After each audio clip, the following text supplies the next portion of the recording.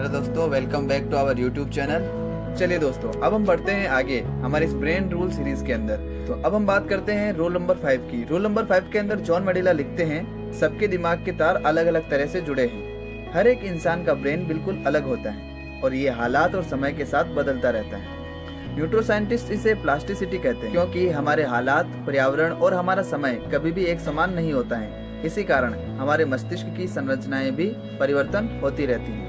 मस्तिष्क में बदलाव की प्रक्रिया जीवन भर जारी रहती है। इसीलिए हर कोई व्यक्ति एक अनोखे मस्तिष्क के साथ पैदा होता है। और हाँ दोस्तों, ये जो अनोखे मस्तिष्क होते हैं, जो हर जानकारी को एक अनूठे तरीके से अपने आप में स्टोर करते हैं। और आप जीवन में जो कुछ भी करते हैं, जो कुछ भी सीखते हैं, वो शारीरिक रूप से आपके मस्तिष्क को बदल देता है। हर व्यक्ति का मस्तिष्क अपने अनूठे तरीके से विकसित होता है। इस बात में कोई संदेह नहीं है कि आईक्यू टेस्ट आपकी इंटेलिजेंसी को बताते हैं। पर दोस्तों, अब भी काफी सारी इंटेलिजेंसीज हैं जिसे अभी तक कोई आईक्यू टेस्ट नहीं परख पाया है। तो चलिए अब हम चलते हैं रूल नंबर 6 की तरफ, जहां जॉन मडिला लिखते हैं, हमारा मस्तिष्क बोरिंग चीजों पर ध्यान नहीं देता है। हमारा दिमाग नई उत्तेजनाओं पर ध्यान देने के लिए तैयार रहता है। टीवी, फिल्में, वीडियो गेम और इंटरनेट जैसे माध्यमों को ही देख लें, ये लगातार बदल रहे हैं। हर एक सेकंड में ध्यान देने के लिए नई चीज सामने आ ही जाती है। यही कारण है कि उन पर ध्यान देने से समय बर्बाद करना इतना आसान हो गया है। दूसरी तरफ, क्या आपने कभी मेडिटेशन करने की कोशिश की है? क्या आप बस यूं ही कुछ मिनटों के लिए खाली कमरे में बैठते हैं? और अगर आप ऐसा करते हैं तो आप ऊब जाएंगे, आप बोर हो जाएंगे और फिर आपका दिमाग, आपका मस्तिष्क कुछ नया खोजना शुरू कर देगा। अगर आपका काम लोगों की अटेंशन और समय बटोरने में चलता है, तो ये समझ लें कि मानव मन को नवीनता की कितनी आवश्यकता है। इसलिए जब भी आप किसी से बात करें तो उनका ध्यान खींचने के लिए हर 10 मिनट में या उससे बात करते टाइम एक नया विचार पेश करना बिल्कुल न भूलें।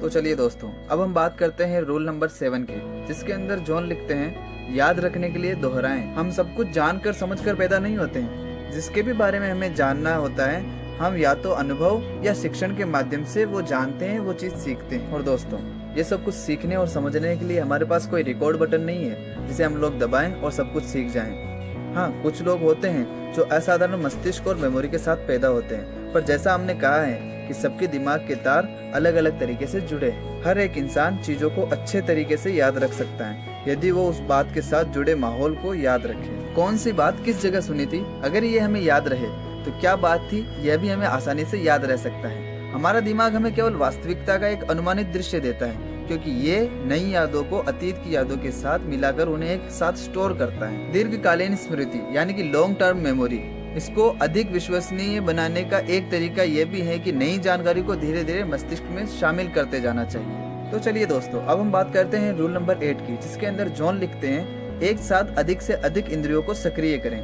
यानी कि हम अपनी सेंसेस यानी इंद्रियों के माध्यम से एक घटना के बारे में जानकारी को इकट्ठा करते हैं। यही सेंसेस यानी कि इंद्रियां फिर उसी जानकारी को विद्युत संकेत यानी कि इलेक्ट्रिकल सिग्नल में बदलकर उन सिग्नल को ब्रेन के अलग अलग हिस्सों में भेजती है। हर इंसान के मस्तिष्क में मौजूद इंद्रियां नई जानकारी को पुरानी यादों से जोड़कर देखती हैं, जिसके कारण हर व्यक्ति हर हालात में अलग तरीके से प्रतिक्रिया करता है। हमारी हर इंद्रियां एक साथ मिलकर कार्य करती हैं, जैसे देखना, सोचना, सूंघना और खाना जैसा बहुत कुछ। इसका अर्थ ये है कि ज्यादा इंद्रियों का इस्तेमाल करने से हमारे मस्तिष्क का ज्यादा बेहतर प्रयोग होता है। उदाहरण के लिए, जैसे आप कुछ भी पढ़ते हैं, याद करने का प्रयास करते हैं, तो कोशिश करें कि उसे न केवल देखें बल्कि उसे पढ़ें, बोलें और अपने मस्तिष्क के अंदर सोचें। तो चलिए दोस्तों, अब हम मिलते हैं अगले पार्ट के अंदर, जिसके अंदर इसके बाकी बचे हुए 4 रूल्स भी आपको बताए जाएंगे। तब तक के लिए दीजिए हमें इजाजत। बहुत बहुत धन्यवाद। Thank you so much. Please like, share, comment and subscribe our channel. Thank you so much.